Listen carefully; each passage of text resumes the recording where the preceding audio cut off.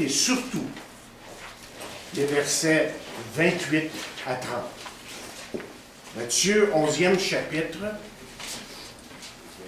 verset 28 à 30. Et nous lisons là, « Venez à moi, vous tous qui êtes fatigués et chargés, et je vous donnerai du repos. Prenez mon joug sur vous et recevez mes instructions, car je suis doux et humble de cœur, et vous trouverez le repos pour vos âmes, car mon joug est doux et mon fardeau léger. » Prions Dieu.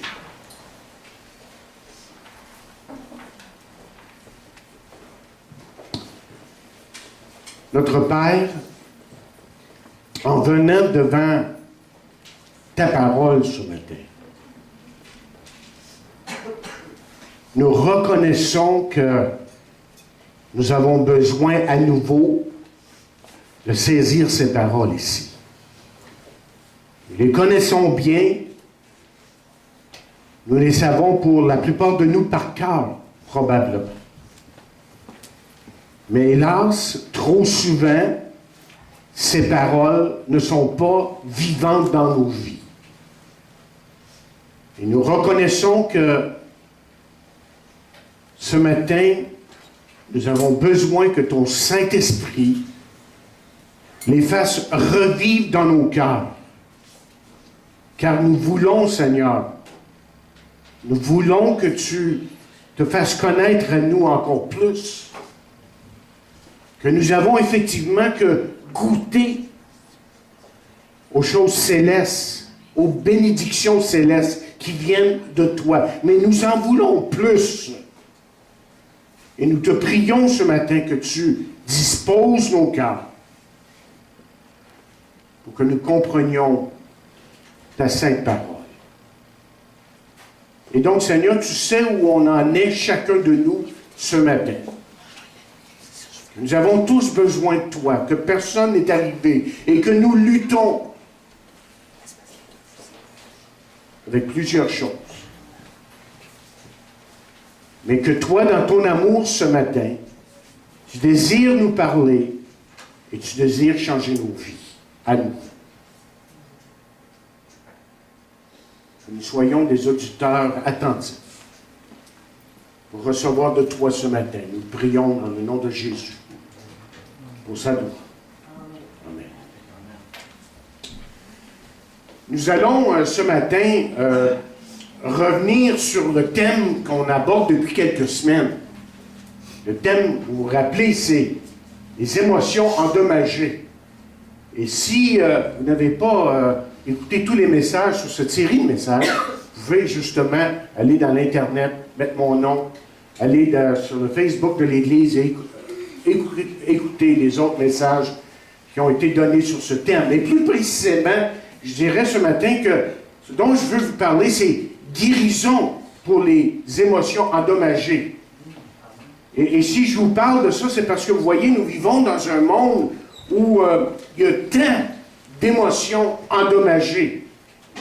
Et malheureusement, c'est aussi quelque chose qui affecte grandement l'Église de Jésus-Christ. Et je pense surtout à ces gens ce matin qui ont été touchés et brisés par certains événements dans leur vie. Et c'est peut-être ça, c'est peut-être vous ça ce matin. Et que vous avez besoin justement d'une guérison spirituelle. Mais que vous avez besoin aujourd'hui aussi d'une guérison émotionnelle. Et si vous êtes l'une de ces personnes-là, et je pense qu'on peut tous s'identifier avec quelque chose ici, là. Celui qui peut apporter la guérison, c'est Jésus-Christ lui-même. Amen. Parce que c'est lui qui offre aux hommes, voyez, et les femmes de notre temps, de tous les temps. Il a toujours offert sa guérison. Et quand on parle d'une guérison ici, on parle d'une guérison qui est totale et qui est complète. Amen. Et c'est vrai que les psychologues, la psychologie, je devrais dire plutôt, que la relation d'aide, la cure d'âme, peuvent nous faire comprendre certaines choses, Mais ultimement, c'est Jésus qui guérit et qui est la réponse à nos problèmes. Et c'est lui qui apporte ultimement la guérison. Alors, il y a quelques semaines, nous avons regardé l'arme la plus mortelle de Satan. 2 messages sur ce thème. Là, aujourd'hui, ce qu'on veut faire, c'est d'avancer et de voir, de toucher un sujet qui est très problématique dans le monde, dans nos familles et même dans nos églises. Et le problème que j'aimerais aborder avec vous aujourd'hui, c'est ce qu'on appelle le perfectionnisme. Et ce que j'aimerais faire avec vous ce matin, c'est de regarder les symptômes du perfectionnisme. C'est M. David Seaman sur qui je me base un peu avec tout ce que je suis en train de dire, parce que je ne suis quand même pas un psychologue, mais j'ai pu tirer de lui plusieurs bons points pour nous guider, pour nous aider à comprendre toutes ces choses-là. Et c'est lui qui dit. Il dit ceci: c'est une forme de dépression évidente dans beaucoup de chrétiens évangéliques. C'est une déformation spirituelle de la parole de Dieu. Maintenant, pour comprendre ce qu'il est en train de dire ici, M. Seaman, il faut probablement comprendre ce qui suit. C'est que, vous voyez, il y a une nette différence entre la perfection du chrétien et le perfectionnisme. Bien que les deux peuvent se ressembler un peu, là. La perfection du chrétien, ça, c'est quelque chose que vous recevez lorsque vous venez à Jésus-Christ. Lorsque vous acceptez Christ dans votre vie, aux yeux de Dieu, vous êtes justifiés. Vous recevez la justification. Et la justification vous déclare non coupable devant Dieu. Vous êtes sans péché à ses yeux à cause de Jésus.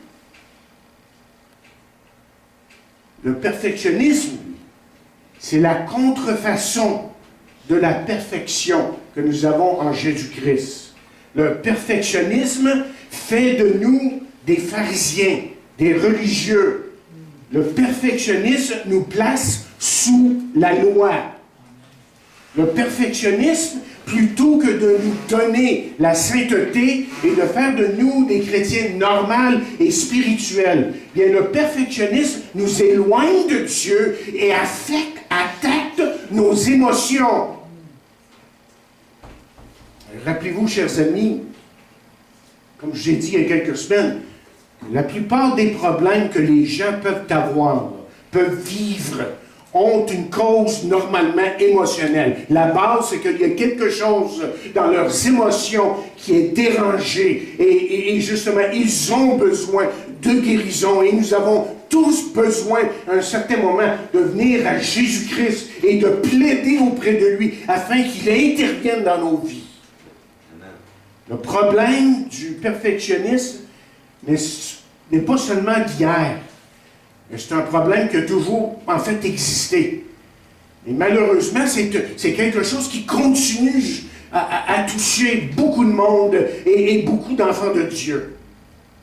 Je peux vous dire en tant que pasteur que la plupart des problèmes que j'ai vus autour de moi, que j'ai vécu avec certains chrétiens, peuvent être retracés au perfectionnisme.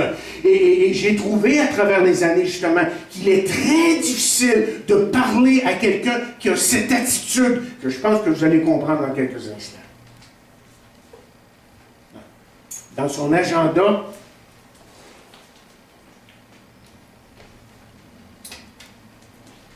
écrit il y a des centaines d'années, John Wesley a écrit ceci. Il dit: cette belle qualité, la sensibilité de la conscience est amenée à l'extrême. Nous trouvons ceux qui ont peur de ce qu'ils ne devraient pas avoir peur, imaginant des péchés qui n'existent pas dans les Écritures, s'imposant toutes sortes de devoirs que les Écritures n'encouragent pas. J'appelle ça, dit-il, une conscience scrupuleuse, qui est un mal en elle-même. Il ne faut pas céder à cela, mais il faut plutôt prier afin que vous soyez délivrés de ce mal, afin que vous ayez une intelligence renouvelée. Fin de citation. Donc, vous voyez, ce n'est pas un problème nouveau. Il y a 300 ans au moins, John Wesley a écrit ces paroles. Alors maintenant, examinons examinons la question suivante. Quels sont les symptômes du perfectionnisme? Le dictionnaire lui dit, lui, que c'est cette tendance excessive à rechercher la perfection. Et le dictionnaire, vous voyez, est plutôt, je dirais, moi, inadéquat. Donc, c'est nécessaire qu'on développe ici la question, qu'on réponde à cette question-là, et de voir justement les symptômes du perfectionnisme. Et laissez-moi vous dire, quand on va passer à travers ces symptômes, qu'on va découvrir pour nous-mêmes, là, qu'on a peut-être, chacun de nous, une tendance à quelque chose dans ce domaine, et que Dieu peut nous ramener et nous guérir, justement. Et le premier symptôme, c'est ceci. C'est ce que j'appelle la tyrannie des pensées. La tyrannie des pensées. La caractéristique, autrement dit, dominante et constante, c'est ce sentiment d'en avoir jamais assez fait. C'est un sentiment qui affecte toute la vie d'un individu, surtout dans le domaine spirituel. Et le perfectionniste dit, voyez, je dois faire mieux, j'aurais dû faire mieux, je devrais être capable de faire mieux. Donc, on parle de préparer un repas, de prier ou de témoigner. Sa conclusion, c'est « je n'ai pas assez bien fait ». Et le dilemme du perfectionniste demeure si seulement, oh si seulement, toujours sur le bout de ses orteils, toujours en train d'être meilleur ou de faire mieux, ce qui n'est pas mauvais en soi, vous allez comprendre tantôt, mais il n'est jamais satisfait de quoi que ce soit avec Dieu et dans sa marche avec Dieu et de la vie en général. Et ça, c'est ce que j'appelle la tyrannie des pensées. Il y a comme un harcèlement qui est là continuellement en lui. Il n'y a jamais la paix, il n'y a jamais une communion vivante avec Dieu, une communion de paix, de joie avec Dieu. Parce qu'il y a cette tyrannie de pensées qui sont continuellement en lui et qui le dominent. Ensuite, ce qui suit tout à fait normalement, c'est ce qu'on appelle la dépréciation de soi. On a parlé de ça il y a quelques semaines. L'arme la plus mortelle de Satan, c'est qu'on se déprécie personnellement. Autrement dit, l'estime de soi pour le perfectionniste est toujours à son plus bas niveau, je devrais dire. Autrement dit, il ne fait jamais tout à fait assez bien. Donc, il y a continuellement, là, dans son cœur, dans ses pensées, cette dépréciation de soi. Et la prochaine étape, ça conduit à la prochaine étape, c'est que Dieu ne pourra jamais être satisfait avec lui. Après tout, n'est-ce pas que Dieu demande la première place? Mais il lui semble que Dieu, dans sa vie, n'est jamais premier. Que Dieu a peut-être la deuxième, la troisième place. Et s'il arrive que Dieu a la première place dans sa vie, bien, il ne peut pas y croire. Il ne peut pas arriver, moi, non, je ne suis pas là, c'est impossible que Dieu ait la première place dans ma vie. Donc, il se met, vous voyez, à faire plus d'efforts, car Dieu ne peut certainement pas être content avec lui. Et il y est presque, mais jamais tout à fait. Jamais tout à fait.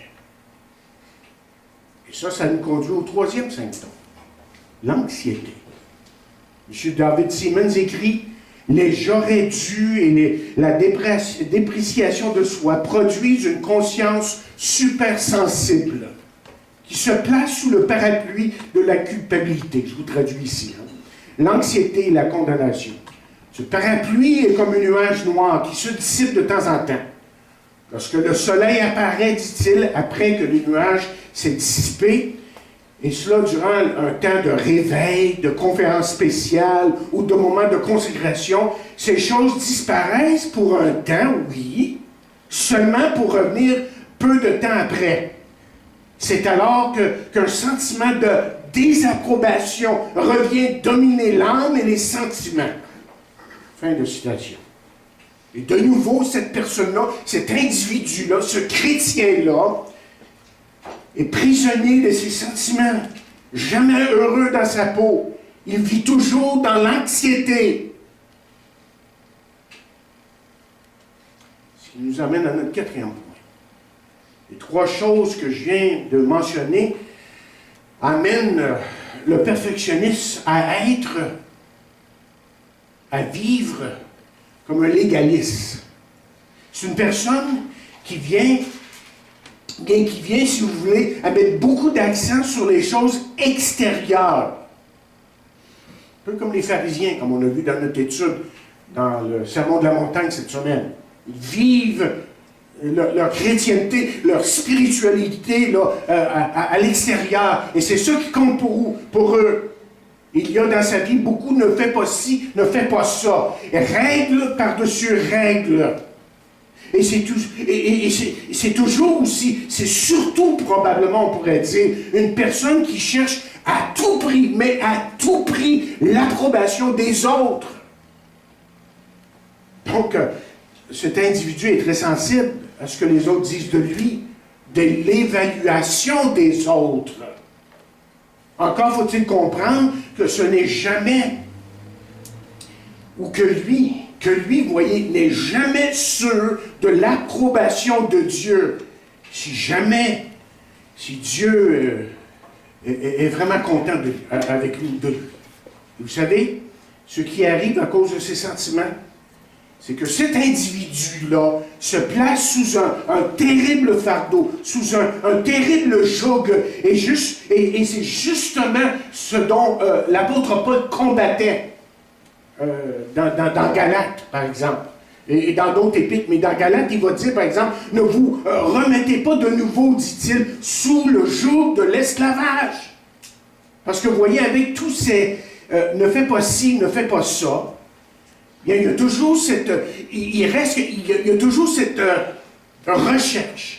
recherche constante de l'approbation des autres.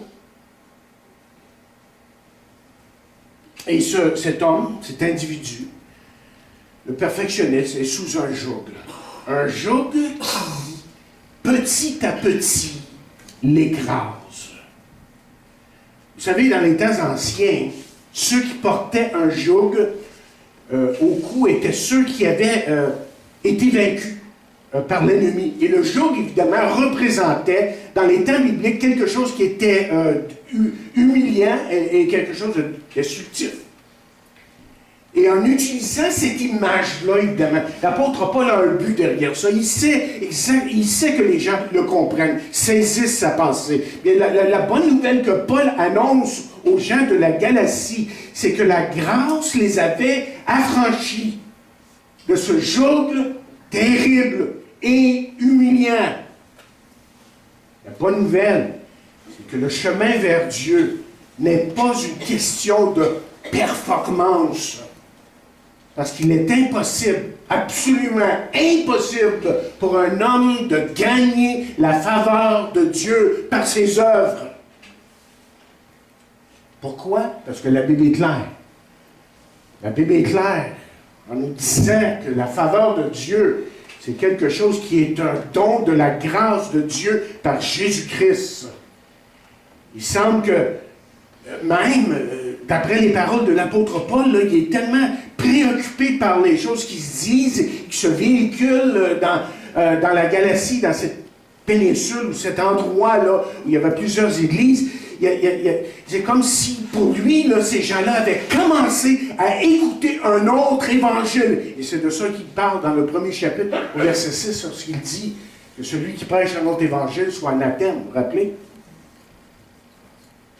Et ces gens avaient commencé, ces chrétiens avaient commencé à nouveau à écouter les légalistes de Jérusalem qui disaient qu'il fallait se placer maintenant sous la loi, surtout la loi cérémoniale, pour enfin être approuvé de Dieu. Mais il y avait évidemment ce problème, je l'ai dit tantôt, là, que ce problème était courant dans l'Église de ce temps-là. C'est qu'il y avait aussi les faux docteurs de Colosse qui insistaient sur les sabbats. Ils insistaient sur les lunes, nouvelles lunes, sur l'abaissement de soi et sur toutes sortes de règles. Et c'est pour ça que Paul dit quelque chose comme si, ceci, regardez ce qu'il dit, il dit qu'aucun homme, sous une apparence d'humilité ou par un culte des anges, ne vous ravisse à son gré le prix de la course tandis qu'il s'adonne à ses visions et qu'il est enflé d'un vain orgueil par ses pensées charnelles. Et là, dans ces églises, malheureusement, et Paul avait hâte d'emmener des corrections, évidemment, c'est pour ça qu'il envoyait Timothée à un moment donné, un autre tantôt c'était Épaphras, un autre tantôt c'était pour corriger ces gens-là. On était mélangés quant à la foi et les œuvres et la loi et la grâce, on ne savait plus comment faire avec ces choses-là, comment comprendre ces choses-là. Et vous savez, aujourd'hui, c'est encore la même chose. C'est encore la même chose, même dans l'Église évangélique. Quand j'entends certaines choses, des fois, je vois qu'on n'a rien compris de la grâce de Dieu. Aujourd'hui se produit la même chose. Vous voyez, ces légalistes qui sont toujours en train de condamner, de blâmer, et qui finissent par être des chrétiens avec très peu de joie, avec très peu d'amour, et qui ont une foi qui est si peu attrayante. Parce que sans le réaliser, ils sont tombés sous une sorte de loi. Alors jusqu'ici, nous avons vu que les symptômes du perfectionnisme sont la tyrannie des pensées, la dépréciation de soi, l'anxiété, le légalisme. Mais le pire est encore à venir. Le pire, chers amis, est encore à venir. C'est que tranquillement, sans s'apercevoir de quoi que ce soit, là, il y a une sorte de colère qui commence à monter dans le cœur de celui qui est un perfectionniste. Il commence à en avoir contre les « fais pas ci et fais pas ça ». Il commence à en avoir contre la foi chrétienne, contre les autres chrétiens, contre lui-même. Mais ce qui est le plus triste dans tout ça, c'est qu'il commence à en avoir contre Dieu lui-même. Non pas, vous voyez, contre le Dieu qui est plein d'amour et de grâce, parce que celui-là, il ne connaît pas. Il ne connaît pas ce Dieu-là. Il en veut contre ce Dieu qui s'est créé dans son imagination. Un Dieu qui est extrêmement sévère et déplaisant. Et le perfectionniste, j'espère que vous êtes en train de me suivre ce matin. Sans ça, réécoutez le message. Très important. Le perfectionniste est devenu victime d'un substitut satanique. Littéralement. Et seule la grâce de Dieu peut permettre qu'il en soit délivré.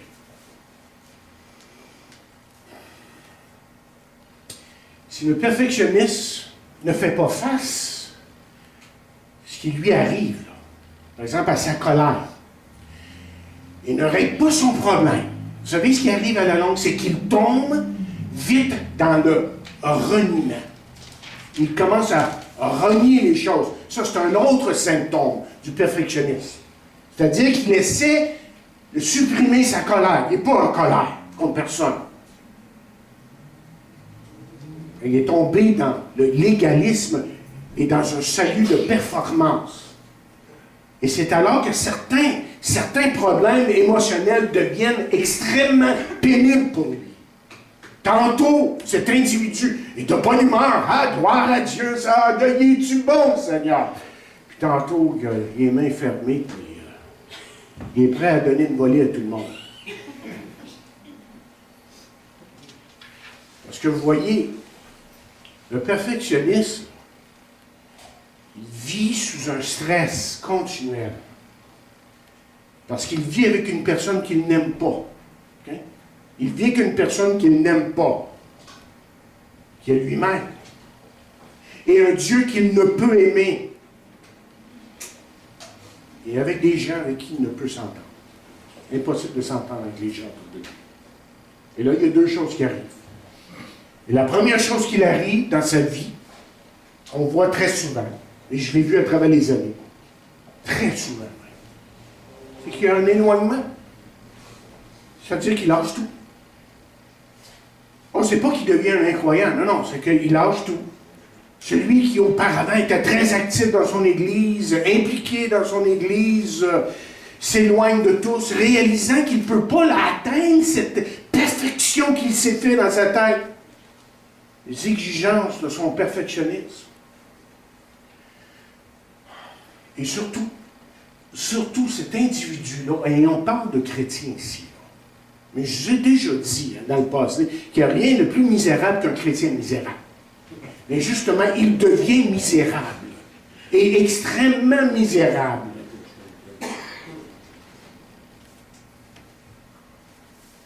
Parce qu'il s'est éloigné de Dieu. Ensuite, il y a le brisement. Le tout, vous voyez, devient extrêmement lourd. Il veut tellement, il y a cette attitude, ce concept de perfection, de perfectionnisme, que ça devient trop lourd pour lui. Et là, il craque à un moment donné. Craque. Laisse-moi vous donner un témoignage. Un dénommé Cook, C-O-O-K-E, professeur à l'Université de Washington, qui a été missionnaire en Thaïlande pendant plusieurs années. Et son témoignage est comme suit. Il quitta le champ missionnaire complètement brisé, on nous dit. Extrêmement nerveux, incapable de prêcher, incapable même de lire sa Bible. Il raconte, j'étais devenu un fardeau pour mon épouse et inutile à Dieu et pour les autres. Et on lui demanda, mais comment est-ce qu'il s'est arrivé, ça? Eh bien, dit-il, je me suis inventé un Dieu impossible.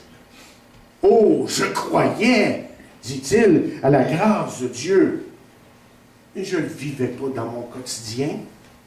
J'avais un Dieu avec des exigences très élevées. Et un Dieu qui n'avait pas une très, très bonne opinion de moi. Et chaque jour, il me narguait. Fais ceci et fais ça. Pourquoi ne pries-tu pas plus? Tu es capable de témoigner mieux que ça. Pourquoi penses-tu comme ça? Et son regard était toujours sévère, dit-il. Je sentais que je ne valais pas grand-chose pour lui, moins que la boue sur mes souliers. Mes chers amis, je viens de vous décrire, là. Ce que je viens de vous décrire, c'est le Dieu de beaucoup de chrétiens. Faut-il être surpris que certains lâchent tout, que certains, à un certain moment, craquent, n'en peuvent plus de ça. Et j'en connais des tonnes. Je disais à un pasteur il y a quelque temps, c'est tous ces chrétiens, je pense que c'est un service funèbre. Là, on voyait des gens qu'on n'avait pas vus pendant des années de temps. J'ai dit, si tous ces chrétiens-là reviendraient, mais nos églises seraient trop petites, on n'aurait pas de place. Mais où sont-ils? Et parce que malheureusement, même les pasteurs en sont coupables, sont les coupables. On a commencé à imposer sur les gens des fardeaux qu'ils ne pouvaient plus tenir. Et qui fait, ces gens ont craqué.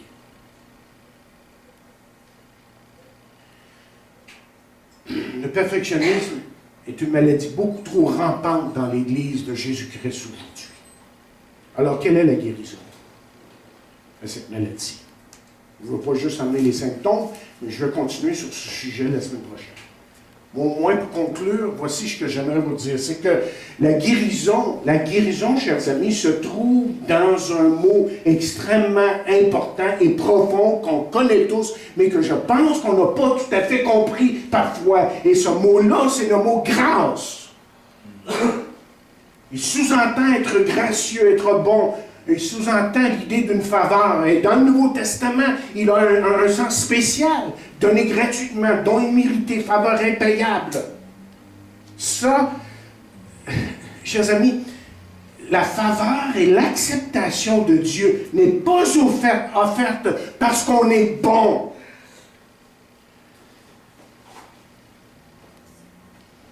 Quelqu'un a écrit ceci. La grâce, c'est le visage que Dieu porte lorsque nous le rencontrons dans notre péché et nos faiblesses. La grâce, C'est le visage que Dieu porte lorsque nous le rencontrons dans notre péché et dans nos faiblesses. Vous voyez la grâce? La grâce n'est pas seulement quelque chose qu'on vit au salut. Et on comprend ça. Et beaucoup comprennent, oui, c'est par la grâce. Et là, tout d'un coup, on les voit tomber sous la loi. C'est de vivre... Lorsqu'on comprend la grâce, c'est de vivre une relation avec un Dieu qui nous aime. Et un Dieu qui s'intéresse en nous vraiment, qui s'occupe de nous. Et qui est surtout prêt à nous restaurer si on vient humblement à lui. Oui, vous connaissez bien les versets. Venez à moi, vous tous qui êtes fatigués et chargés. Mais vous remarquez comment ce texte finit lorsqu'il dit ceci, et en particulier le dernier mot, le dernier verset justement, mais il y a un mot en particulier que je veux vous faire remarquer. Il est dit, car mon joug est aisé et mon fardeau léger. Le mot aisé, là, dans le grec, veut dire facile à porter, doux, commode, bon pour nous. Et ça, chers amis, ce n'est pas l'image d'un joug qui est humiliant, un joug qui détruit un individu. C'est pas ça que Dieu veut pour vous. Alors, chers amis, Jésus-Christ est là ce matin pour vous donner sa tendresse et son amour. Et si vous l'avez déjà reçu dans votre cœur, là, vous êtes acceptable pour lui à cause de la croix de Jésus. À cause de l'œuvre que Jésus-Christ a accomplie sur la croix. Et le reste, c'est d'apprendre à vivre dans la grâce et d'apprécier tout ce qu'il nous donne jour après jour. John Wesley était le prédicateur. Mais Charles Wesley était le chanteur. En fait, il composait des chants. Et par centaines. Tout un compositeur. Et je vais vous lire un de ces chants. Je l'ai traduit, évidemment. J'ai même essayé de vous donner un peu, comme il l'a écrit, poétique un peu, là, pour vous donner le sens, la saveur des paroles d'un tel homme. Tout un homme de Dieu, là, qui comprenait vraiment les profondeurs et les richesses qui venaient de Dieu. Et c'est pour ça qu'il pouvait écrire ceci. Écoutez les paroles. Il dit, « Lève-toi, mon âme, secoue tes craintes culpabilisantes. Le sacrifice sanglant apparaît pour toi. Devant le trône, je me tiens en sécurité. Devant le trône, je me tiens en sécurité. Il vit dans les cieux. Et pour moi, il intercède. Son amour rédempteur et son sang pour moi plaide ma cause. Son sang nous a tous rachetés. Son sang nous a tous rachetés. Sur le trône de grâce, son sang aspergé. Sainte blessure, il porte, reçue sur le calvaire. Elle verse devant Dieu des prières. Elle plaide ma cause. Pardonne-le! Oh, pardonne-le! Elle crie. Pardonne-le! Oh, pardonne! Elle crie. Ne laisse pas ton enfant racheté mourir. Le Père entend sa prière de son oint, de son Messie. Il ne peut tourner le dos à son Fils. Son esprit répond au sang. Son esprit répond au sang. Il me dit que je suis né de Dieu, que je suis son enfant. Mon Dieu est réconcilié. Sa voix qui pardonne, j'entends. Je suis son enfant. Je n'ai plus à marcher en craignant. Avec confiance, je m'approche. Avec confiance, je peux m'approcher. Et Père. Abba, Père. Je peux crier. Et ça, chers amis, c'est la grâce de Dieu qui tend la main vers vous ce matin. Quelles que soient vos pensées, vos péchés, vos manquements et vos faiblesses, à la croix, il a tout porté. Ceux d'hier, ceux d'aujourd'hui et ceux qui s'en viennent. Je ne veux pas vous encourager vers le péché, évidemment. Mais il a tout pardonné sur la croix. Parce que sur la croix, il se trouvait son amour et sa grâce et son pardon. Il donne encore aujourd'hui à ceux qui viennent à lui. Et dans cet esprit, chers amis, nous allons nous approcher maintenant de la table du Seigneur. Nous allons d'abord chanter un chant. Et vraiment nous approcher de cette table ce matin en chantant « Digne est l'agneau ». Est-ce qu'on peut dire ce matin? Est-ce qu'on peut chanter ce matin? « Digne est l'agneau ». Parce que lui vous accepte, voyez. Parce que sur la croix, il a dit tout.